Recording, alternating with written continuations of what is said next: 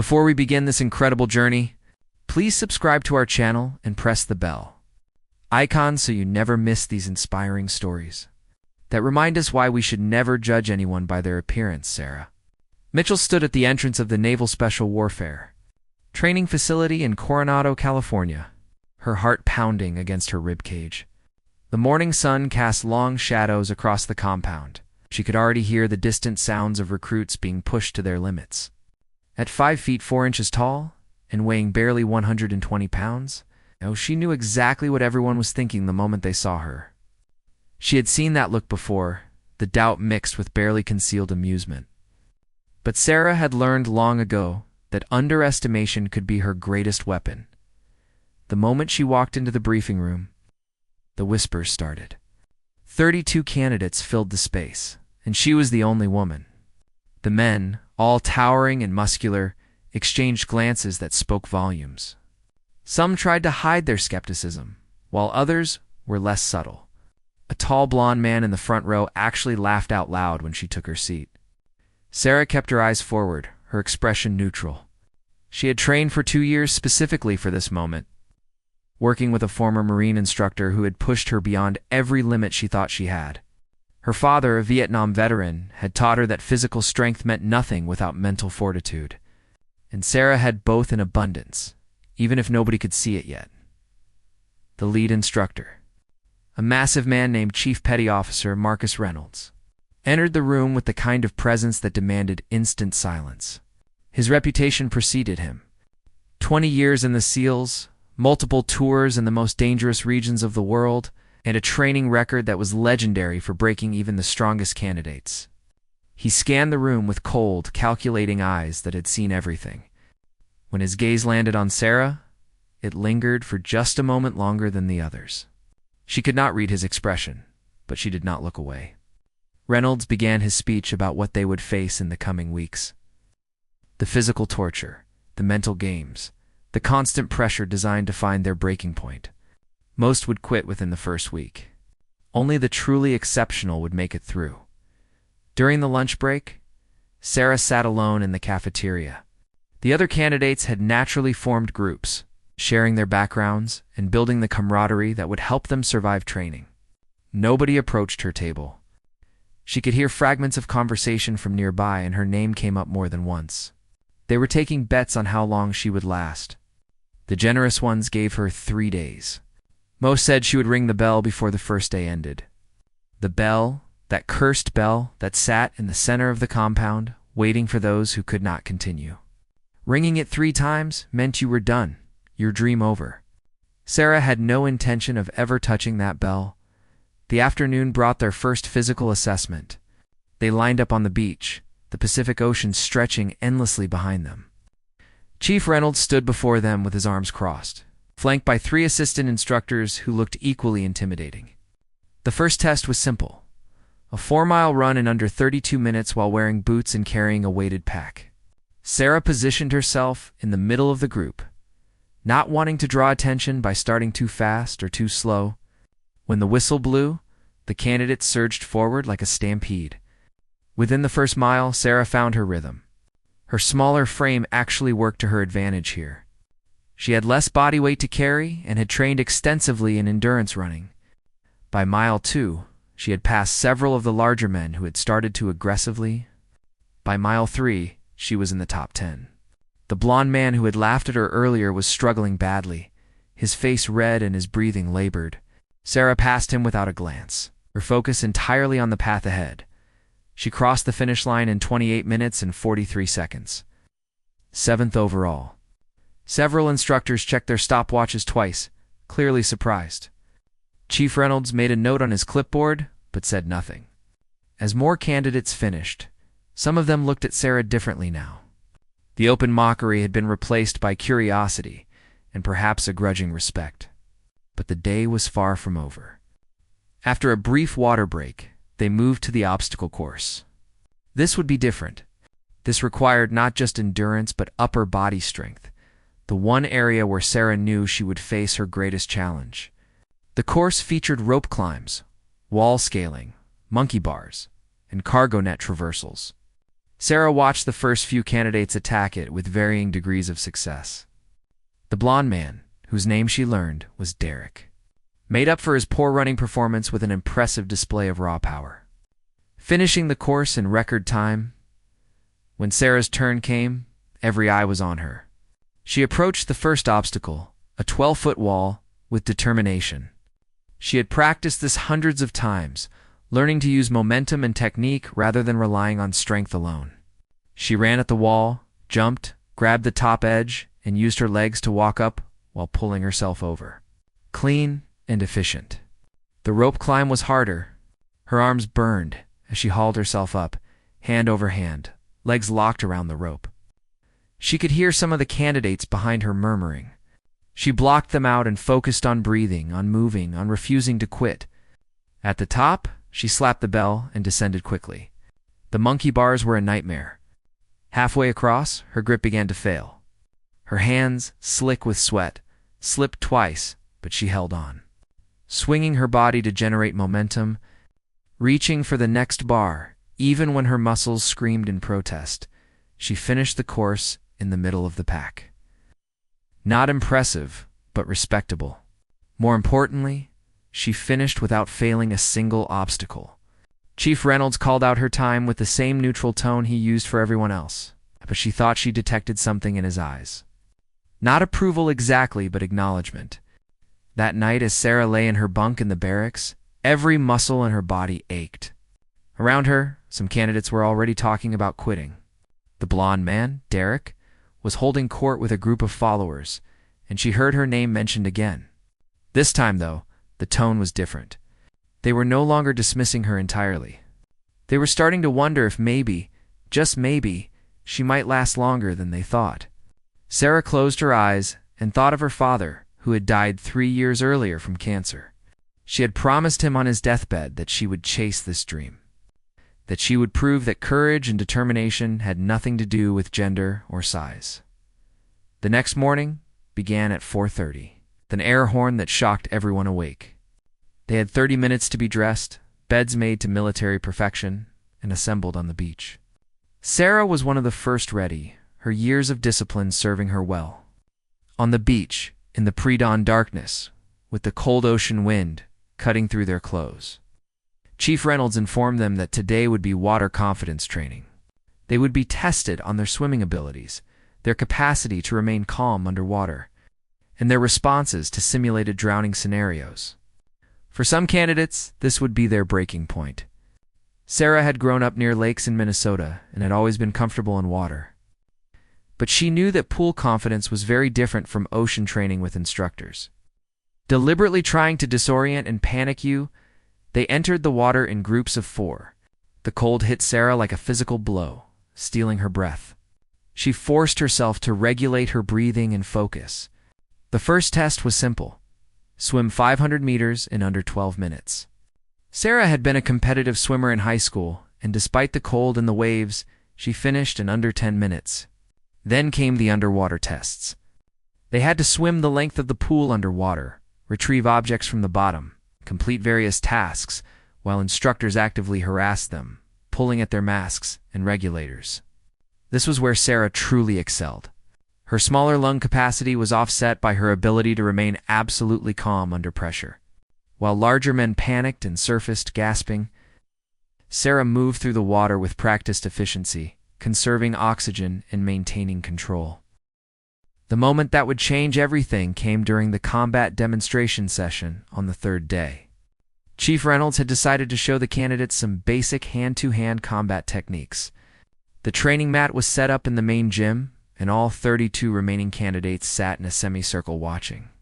Reynolds explained that in real combat situations, SEALs might face opponents who were bigger, stronger, and armed. Therefore, they needed to learn techniques that relied on speed, precision, and exploiting weaknesses rather than matching strength against strength. He demonstrated several moves with one of his assistant instructors, showing how to disable an attacker quickly and efficiently. Then he looked around the group, his eyes settling on Sarah. He called her to the mat. The room went silent. This was unexpected. Usually, he demonstrated with the assistant instructors, or the larger male candidates. Sarah stood and walked to the mat, her heart racing but her expression calm. Reynolds explained that he wanted to show a realistic scenario where a smaller operator might face a larger opponent. He handed her a rubber training knife and told her that he would play the role of an armed enemy. Her job was to disarm him using the techniques just demonstrated. Several candidates shifted uncomfortably. This seemed designed to humiliate her, to show the limitations of size and strength. Derek was smiling broadly, clearly anticipating her failure. Reynolds stood in the center of the mat, holding the rubber knife in a standard grip. Sarah circled him slowly, remembering everything her Marine instructor had taught her. Reynolds had made a crucial mistake, one that came from decades of facing male opponents. He was expecting her to match his movements, to engage in a contest of strength. Instead, Sarah did something completely unexpected. She dropped low, faster than anyone anticipated, and swept her leg in a wide arc that caught Reynolds behind his ankle. His superior stance was suddenly compromised. In the split second where he was off balance, Sarah pivoted and drove her shoulder into his knee. Not hard enough to injure, but enough to force him down. As Reynolds dropped to one knee, Sarah's hands shot out, not grabbing for the knife directly, but striking the nerve. Cluster on his wrist, with precise force, the knife dropped from Reynolds' suddenly numb hand. Before anyone could process what was happening, Sarah had scooped up the rubber blade and had it pressed against the chief's throat from behind. Her other arm locked around his shoulder in a control hold. The entire sequence had taken less than 3 seconds. The gym was completely silent. Nobody moved. Nobody breathed. Sarah released Reynolds and stepped back, offering him a hand up. For a long moment, he just stared at her, and Sarah wondered if she had made a terrible mistake. Then slowly, Chief Reynolds began to clap. It was slow, measured, and genuine. The assistant instructors joined in, and gradually, one by one, candidates began applauding as well. Reynolds took the rubber knife from Sarah and held it up for everyone to see. He told the group that what they had just witnessed was a perfect example of why the SEALs valued intelligence and skill over raw physical power. He explained that Sarah had done something remarkable. She had not tried to match his strength or follow a predictable pattern. Instead, she had assessed his weaknesses, his overconfidence in facing a smaller opponent, and his stance that was optimized for facing someone his own size. She had turned every one of his advantages into vulnerabilities. This, Reynolds said, was what separated adequate soldiers from exceptional warriors: the ability to think, adapt, and execute under pressure. As Sarah returned to her seat, the looks from the other candidates had changed completely. The mockery was gone. The doubt was gone. In its place was respect and perhaps a touch of fear that afternoon. During a rare break, several candidates approached Sarah for the first time. They wanted to know about her training, her background, what had motivated her to attempt SEAL qualification. Sarah shared pieces of her story about her father's influence, about the 2 years she had spent preparing specifically for this, about the Marine instructor who had seen potential in her when nobody else did.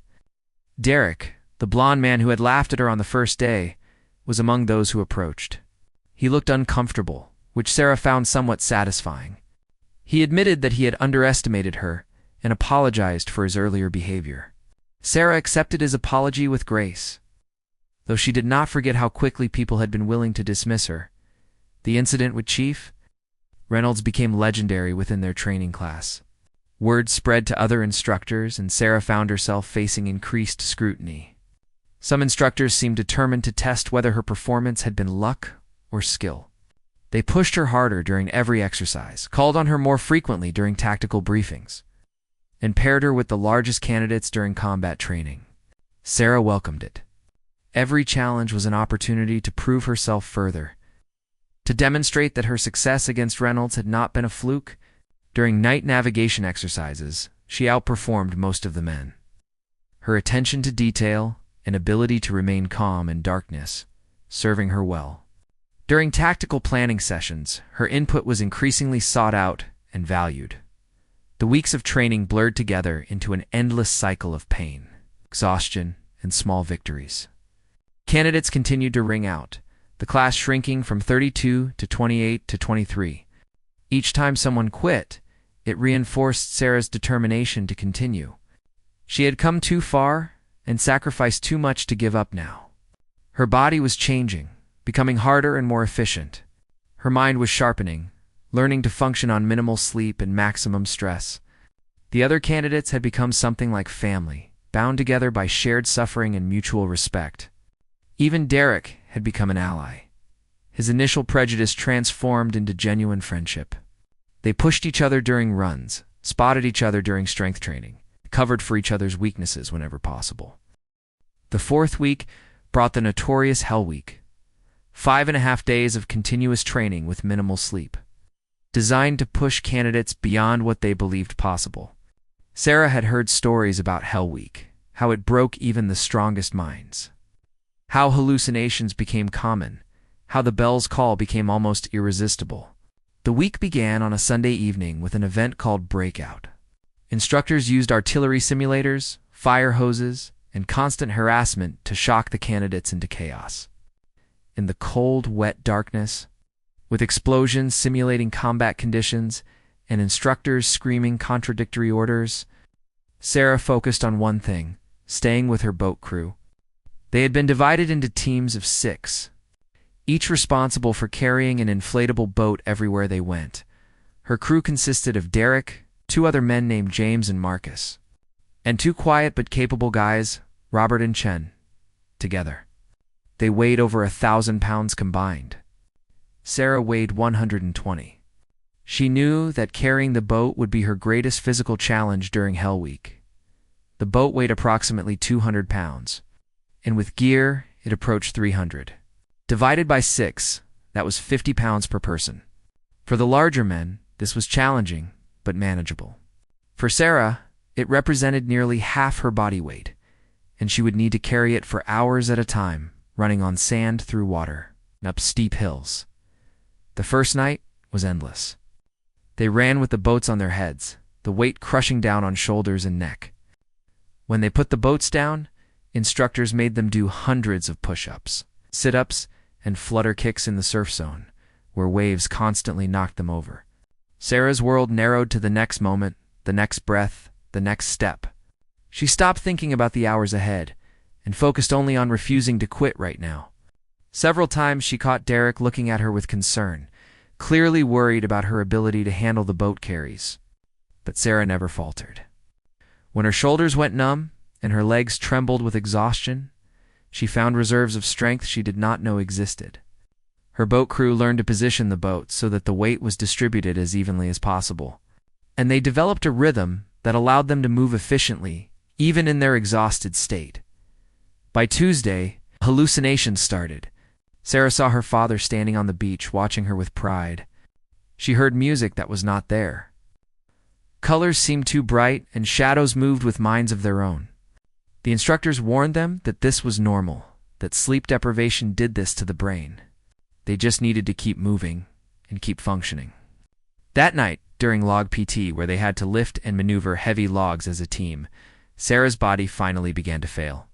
Her arms would not respond properly. Her legs kept buckling. She fell twice, the log rolling over her, pinning her briefly in the sand. The instructors were watching closely. This was what they waited for, the moment when a candidate had nothing left to give. This was when character revealed itself. Sarah got up. She grabbed the log again. Her boat crew surrounded her, taking more of the weight, compensating for her failing strength. This was what SEAL training was really about. Not individual heroics, but team cohesion. The willingness to cover for your teammates when they faltered because you knew they would do the same for you. The instructors saw this and nodded among themselves. The boat crew was functioning as it should. Wednesday brought more of the same, endless cycles of torture disguised as training. They learned that comfort was temporary and pain was temporary, that the only thing that mattered was the decision to continue. By Thursday, 3 more candidates had wrung out, unable to continue. Sarah's boat crew remained intact, all 6 members still fighting.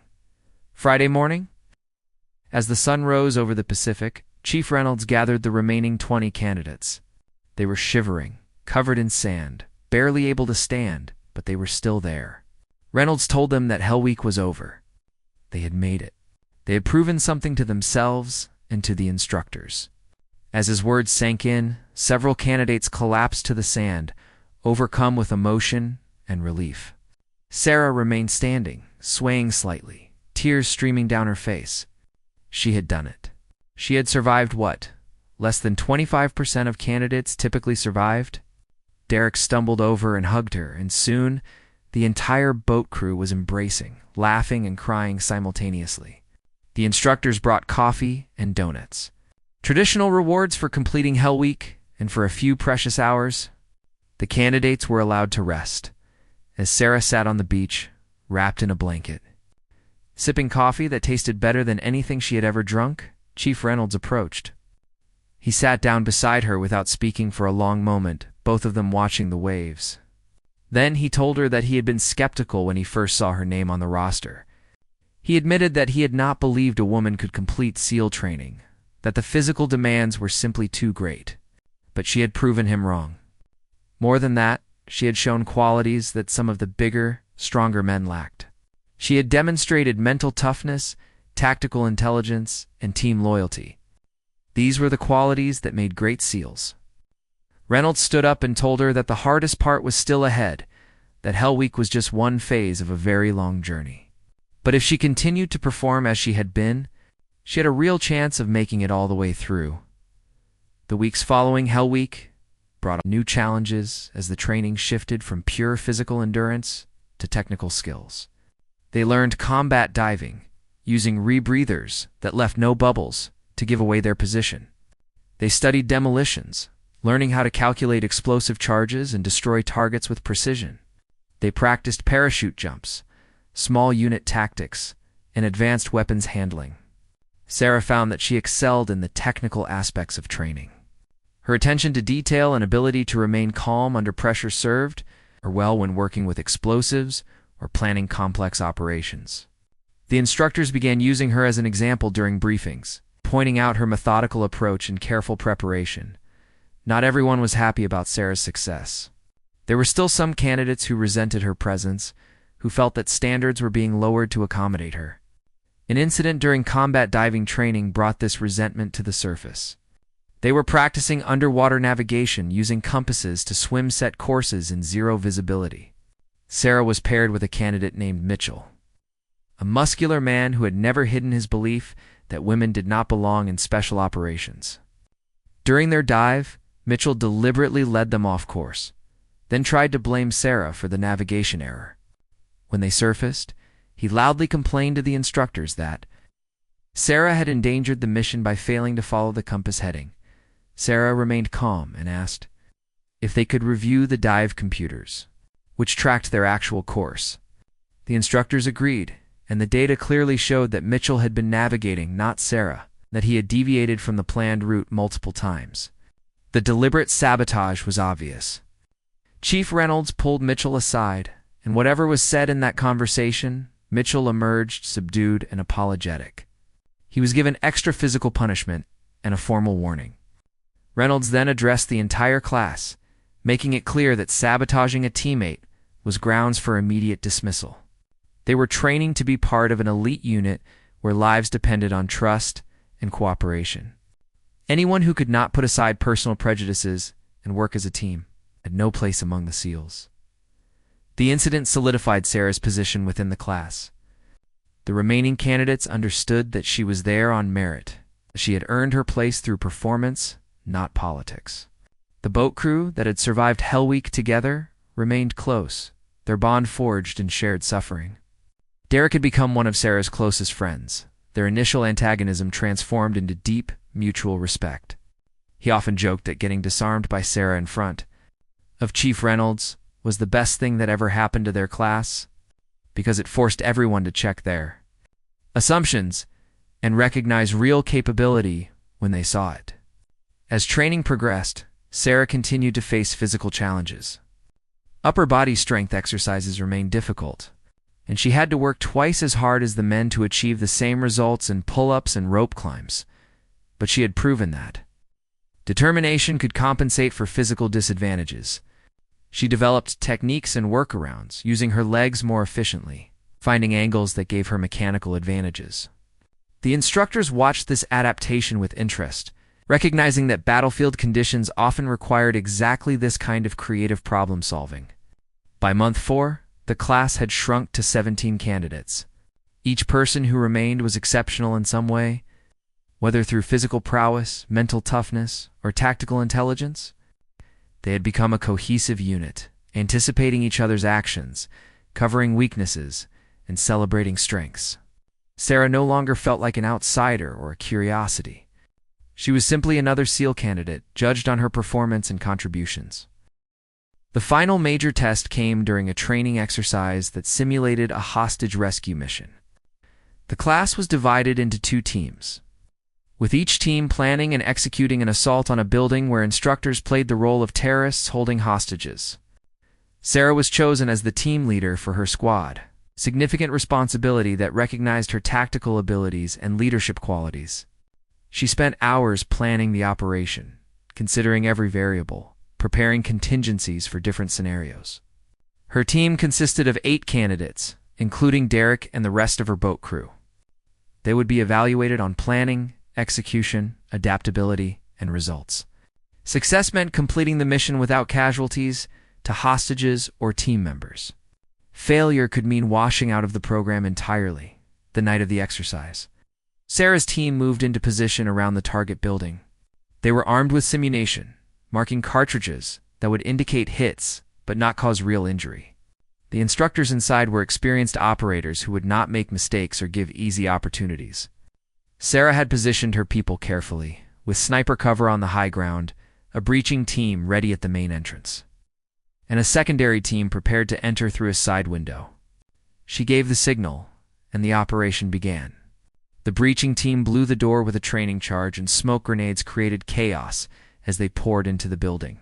Sarah entered third, her training rifle up, scanning for threats. The next 4 minutes were pure controlled violence. The team moved through rooms with precision, calling out threats, securing hostages, and eliminating simulated terrorists. Sarah made split-second decisions, redirecting her people as the situation evolved, adapting to unexpected resistance. When one of her team members was shot by an instructor, she immediately moved another candidate into position to fill the gap. They cleared the building in under 5 minutes, securing all hostages without any simulated deaths. As they emerged from the building, instructors surrounded them for the debrief.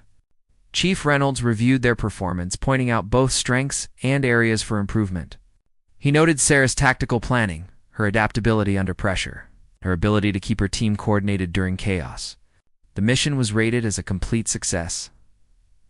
That night, as the class celebrated their successful exercises, Sarah reflected on how far she had come. For months earlier, she had been the object of mockery and doubt. Now, she had led a successful hostage rescue simulation and earned the respect of both instructors and peers. But she also knew that the finish line was still distant. They had several more months of training ahead, each phase bringing new challenges and opportunities to fail. The attrition rate remained high, and nobody was guaranteed to make it through. Sarah had learned to take nothing for granted, to focus on each day's challenges without looking too far ahead. This mindset had carried her through hell, weak, and would need to carry her through everything that remained. Month 5 brought land warfare training, where they learned to operate in desert, mountain, and jungle environments. The class traveled to different locations, spending weeks in the field, practicing infiltration, reconnaissance, and extraction techniques. Sarah discovered that she had a natural talent for reconnaissance work. Her smaller size allowed her to move quietly and hide in places where larger men could not fit. During a training exercise in the mountains, she successfully infiltrated an enemy camp, gathered intelligence, and extracted without being detected. While several of her larger teammates were spotted and failed the exercise, the instructors noted this. Recognizing that different body types had different advantages depending on the mission requirements, the physical toll of months of training was accumulating. Sarah's body fat was nearly gone, her muscles lean and efficient, but constantly hovering on the edge of overtraining. She dealt with persistent pain in her shoulders from boat carries and rope work. Small injuries that would normally heal in days now took weeks, because her body had no reserves left for recovery. The instructors monitored everyone's health carefully, knowing that pushing too hard could cause permanent damage. Several candidates were temporarily pulled from training to recover from stress fractures and torn muscles. Sarah managed to avoid serious injury through careful attention to her body's warning signs and religious adherence to stretching and recovery protocols during this phase. Personal relationships within the class deepened. They had been living, training, and suffering together for months. They knew each other's strengths, weaknesses, fears, and dreams. Derek confessed to Sarah one night that his father had been a SEAL, and that he had been carrying the pressure of those expectations throughout training. The mockery he had directed at Sarah during the first days had been displaced anxiety about his own adequacy. Sarah shared her own story more fully, talking about her father's death and the promise she had made to him. These conversations, held during rare, quiet moments, revealed that everyone carried burdens and doubts. The difference between those who made it and those who quit was not the absence of fear, but the refusal to let fear dictate actions. Advanced weapons. Training brought new skills with exotic firearms, explosives, and specialized equipment. Sarah found that she was naturally accurate with rifles and pistols, her smaller hands allowing excellent trigger control. During night firing exercises, she consistently placed in the top 3 for accuracy. The instructors used her targets as examples of proper technique. This was gratifying, but Sarah had learned not to let praise make her complacent. The moment you started believing you had proven enough was the moment you became vulnerable to failure. She maintained the intensity and focus that had brought her this far, treating each exercise as if her life depended on perfect execution, because in actual combat it would. By month 7, the class was down to 14 candidates. They had made it further than most people ever would, but the finish line was finally visible. The final phase of training would be arguably the most difficult, combining everything they had learned into complex, realistic scenarios that simulated actual SEAL operations. They would be evaluated constantly, with any significant failure resulting in immediate removal from the program. The stress was intense, knowing that they could make it this far only to fail at the very end. Sarah dealt with this pressure by breaking each day into manageable pieces. She did not think about graduating or failing. She thought about the next evolution, the next exercise, the next meal. This radical present moment focus kept anxiety at bay and allowed her to perform at her best. The culminating exercise was a 48-hour mission that required underwater infiltration, cross-country navigation, target reconnaissance, simulated combat, and extraction under fire. Teams of 4 would be evaluated on every aspect of their performance. Sarah was grouped with Derek, Marcus, and Chen, the core of her original boat crew. They had become so synchronized that they could almost anticipate each other's actions. The mission began with a night dive, swimming 3 miles in open ocean to reach an infiltration point. The water was cold and rough, visibility was 0, and they had to navigate by compass while maintaining formation. Sarah focused on keeping her breathing steady and following the luminous markers on Chen's fins in front of her. They reached the beach undetected and moved inland, covering 15 miles of rough terrain and darkness, while avoiding instructor patrols acting as enemy forces. Sarah's navigation skills kept them on course, while Derek's size and strength helped when they needed to cross obstacles or difficult terrain. They reached their observation point overlooking the target facility just before dawn. For the next 12 hours, they took turns observing and recording activity, building a pattern of life analysis that would inform the assault plan. This required patience and discipline, lying motionless for hours while maintaining alertness. As the mission progressed through phases of planning, rehearsal, and execution, Sarah's team performed flawlessly. Their months of training evident in every action. The final extraction was chaotic by design. Instructors simulated heavy enemy fire as they moved to the pickup point. Smoke, simulated explosions, and the staccato of blank rounds created sensory overload. One of their team, Marcus, was designated as wounded and had to be carried. They moved as a unit, providing covering fire, moving the casualty, and making decisions under extreme stress. Sarah found herself operating on pure instinct, her training taking over. Her conscious mind almost an observer as her body executed drills practiced thousands of times. They reached the extraction point with seconds to spare, loaded onto the helicopter. And only then did the reality of what they had just accomplished begin to sink in. The exercise was over, and they had succeeded. The final weeks of training were dedicated to specialized skills and administrative processing. The physical torture eased slightly, though they maintained high operational readiness. The instructor's attitude shifted subtly, treating them less like candidates and more like junior operators who had proven themselves. Chief Reynolds pulled Sarah aside during this period for a private conversation. He told her that her performance throughout training had exceeded his expectations. She had not just met the standards, but had excelled in multiple areas. More importantly, she had done so while facing obstacles and prejudices that the male candidates had not encountered. This demonstrated a level of mental toughness that was rare. Reynolds explained that her graduation would be historic and would draw attention, both positive and negative. She needed to be prepared for media scrutiny, for pressure to be a spokesperson or role model. His advice was to stay focused on being the best operator she could be, to let her performance speak louder than any words.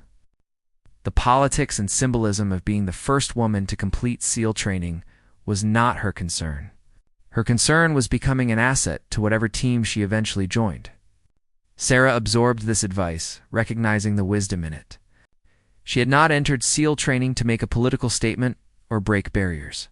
She had done it to honor her father and to prove to herself that she could accomplish something extraordinarily difficult.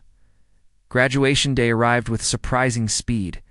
The months of suffering, doubt, and triumph suddenly culminated in a ceremony attended by families, military leadership, and yes, media representatives.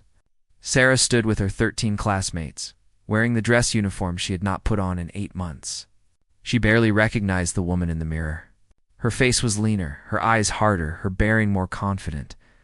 She had entered training as someone trying to prove herself. She was graduating as a proven warrior.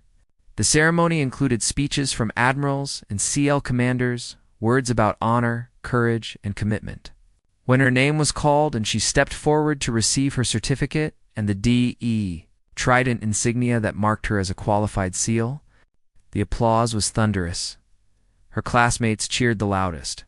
These men who had started as skeptics and had become brothers in arms. Derek was grinning like an idiot, and she could see tears on his face. After the ceremony, Sarah was surrounded by senior SEALs who had been skeptical about women in combat roles, came up to congratulate her and admit that she had changed their minds. Young women in the audience, daughters of SEALs and naval personnel, looked at her with awe and hope. Sarah spoke with them briefly, telling them that the path was open now. That gender did not determine capability, that determination and preparation could overcome almost any obstacle. She believed these words because she had lived them. That evening, the graduating class had a private celebration away from cameras and officials. They shared stories, laughed about moments of suffering that had seemed unbearable at the time, but now felt like badges of honor. Sarah found herself thinking about all the people who had doubted her. From the recruits who had laughed on day one, to the instructors who had been skeptical, to the candidate who had tried to sabotage her during dive training, she felt no animosity toward any of them. Their doubt had fueled her determination. Their skepticism had pushed her to prepare more thoroughly and perform more consistently. In a strange way, she was grateful for the obstacles because they had made her stronger. Derek raised a toast to Sarah, acknowledging that she had changed all of them. Her presence in the class had forced them to confront their assumptions and prejudices. Her performance had taught them that strength came in many forms, and that the most important muscle was the one between your ears. If she could complete SEAL training despite every physical disadvantage and facing doubts that none of the men had to overcome, then none of them had any excuse for failure in future operations. The room erupted in agreement, and Sarah felt a wave of emotion that she struggled to contain. These men had become her family, bound together by shared experience that few others could understand. As the celebration wound down and people drifted off to sleep, Sarah walked down to the beach alone. The Pacific Ocean stretched endlessly before her, the same ocean that had been the backdrop for months of suffering. She stood in the sand where she had done thousands of push-ups, carried boats until her shoulders bled, and learned that she was capable of far more than she had ever imagined. She thought about her father, wished he could have been at graduation, and felt certain that somehow he knew. She had kept her promise. She had done something that people said was impossible. And now, the real work would begin. Graduation was not an ending, but a beginning. She was now a SEAL, responsible for living up to the standards and expectations that came with the trident on her chest. In the weeks that followed, Sarah received orders to her first team. There was nervousness about how she would be received, whether team members would resent having a woman in their ranks, or whether her training, performance would translate to operational competence. Those concerns proved largely unfounded. Her team leader was a veteran SEAL who judged people entirely on capability. He put Sarah through additional evaluations to assess her skills personally. And when she performed well, she was accepted as another operator. There were still moments of friction and adjustment. Some traditional procedures had to be modified for mixed-gender teams. Some of the locker room camaraderie that men enjoyed had to be adjusted. But these were minor issues compared to the fundamental question of whether she could do the job. And Sarah proved daily that she could. Her first deployment came 6 months after graduation. The team was sent to a conflict zone where they conducted reconnaissance and direct action missions. Sarah performed her duties with the same intensity and focus that had carried her through training.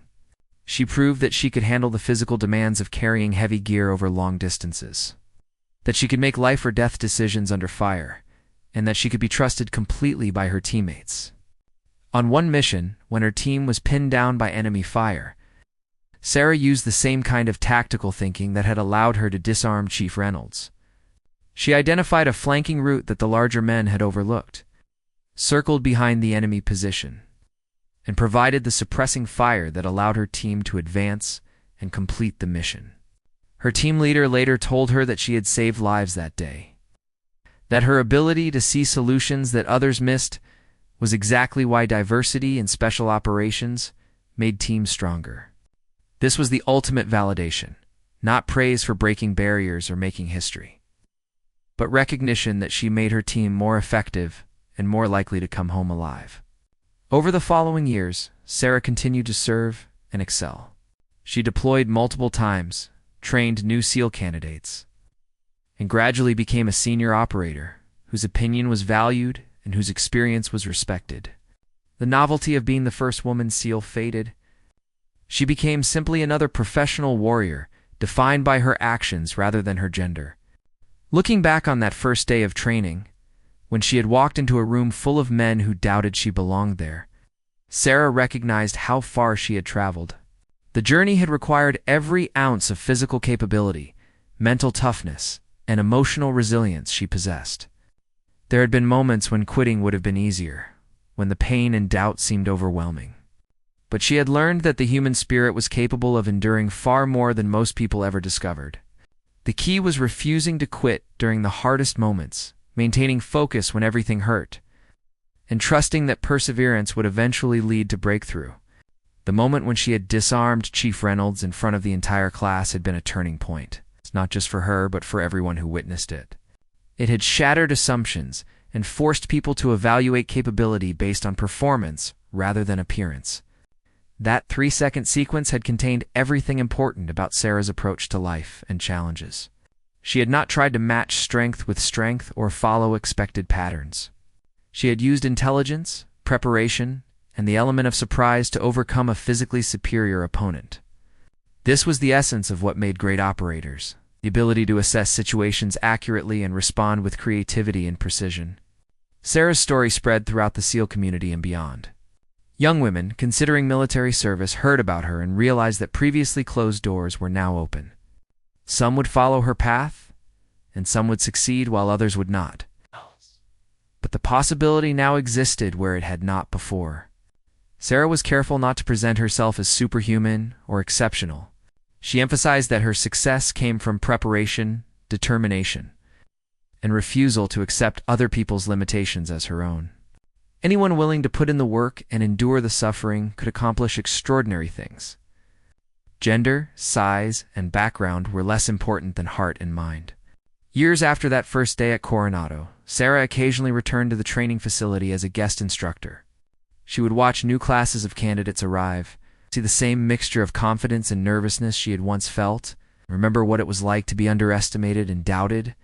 Sometimes she would participate in training evolutions, demonstrating techniques, or sharing tactical knowledge. The current candidates treated her with respect and curiosity, aware of her history, but more interested in learning from her experience. This was exactly as it should be. The focus was on mission capability and team effectiveness, not on breaking barriers or making statements. One day, while observing a new class, Sarah noticed a young woman among the candidates. She was small, maybe even smaller than Sarah had been, and the male candidates around her were clearly skeptical about her chances. Sarah watched the woman's face and recognized the determination there, the quiet confidence that came from extensive preparation. After the session, Sarah approached her and introduced herself. The young woman's eyes widened with recognition. Sarah told her that the path would be difficult. She would face doubts and obstacles that the men would not encounter, but that these challenges would make her stronger if she refused to let them defeat her. The key was to focus on performance, to let actions speak louder than words, and to never give up during the hardest moments. The young woman thanked Sarah with tears in her eyes, saying that knowing it was possible made all the difference. Sarah understood this completely. Sometimes the hardest part of attempting something difficult was not knowing whether success was even achievable. By completing SEAL training, Sarah had created a roadmap that others could follow. The journey would still be incredibly hard, and many would fail. But the possibility now existed in concrete reality, rather than theoretical speculation. As Sarah drove away from the training facility that day, she felt a sense of completion and purpose. Her journey had been about more than personal achievement. It had been about expanding the definition of what was possible and creating opportunities for those who came after. The story of how Sarah Mitchell had been mocked during SEAL training, only to silence everyone by disarming the instructor instantly, became a legend within the special operations community. But for Sarah herself, that moment was just one step in a much longer journey. It was important because it had changed perceptions and opened doors, but it was not the culmination of her story. The real story was told in countless missions executed successfully, in teammates brought home safely, in young women inspired to attempt difficult things, and in a career built on competence, courage, and unwavering determination. Sarah had not set out to be a pioneer or a symbol. She had simply wanted to honor her father's memory and test herself against the hardest challenge she could find. In doing so, she had discovered that human potential was far greater than most people ever realized, that barriers often existed more in minds than in reality, and that the only true failure was giving up before you had given everything you had. These lessons, learned in the cold waters of Coronado and the harsh realities of combat, became the foundation of who Sarah was. She was a warrior, a teammate, a leader, and proof that determination and skill mattered more than size or gender. The doubters and mockers from that first day had long since revised their opinions or been forgotten. What remained was Sarah's legacy of excellence, perseverance, and the expansion of what was considered possible in one of the world's most elite military units.